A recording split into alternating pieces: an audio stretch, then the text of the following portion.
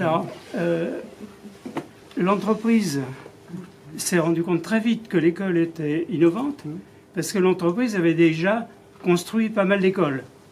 Par exemple, on avait déjà remplacé le CES Pailleron, qui avait brûlé, vous vous souvenez, avec des morts. Peut-être 1 ou 2 ans avant, enfin, c'est tout à fait dans la période.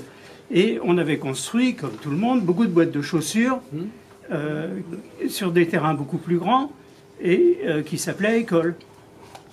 Donc on a vu très vite, dès le chiffrage, parce que vous savez qu'on commence par faire un prix, puisque c'est une adjudication, et donc il faut qu'on imagine le béton, la quantité d'acier qu'il y aura dedans, enfin bref, la main-d'œuvre qu'il faudra, etc. Et donc, on s'est trouvé aussi face à un chantier innovant.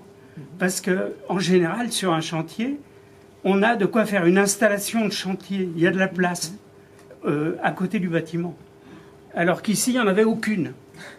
Donc, on a tout de suite été orienté sur un chantier, à part les portiques, bien sûr, qui n'était pas question de préfabriquer, vu leur masse, pour les planchers et pour un certain nombre d'éléments, on a été orienté sur un chantier de préfabrication. Et on a dû faire des plans à toute allure. On a fait 230 plans.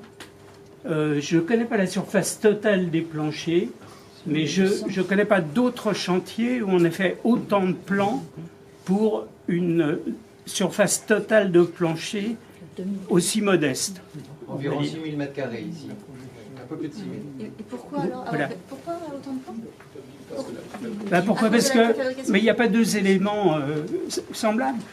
Par exemple, d'habitude dans un plan rectangulaire, on dessine des poutrelles, on fait des prédales, mais disons que beaucoup des poutrelles ont la même portée, beaucoup des prédales ont la même forme, puisqu'on a divisé des rectangles.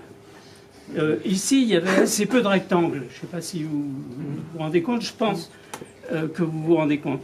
Et puis, il y a des éléments comme les portiques, déjà, qui sont tout à fait exceptionnels, des escaliers en colimaçon. Enfin, on a été quand même très gâtés, quoi. Et le tout dans un délai extrêmement contraint.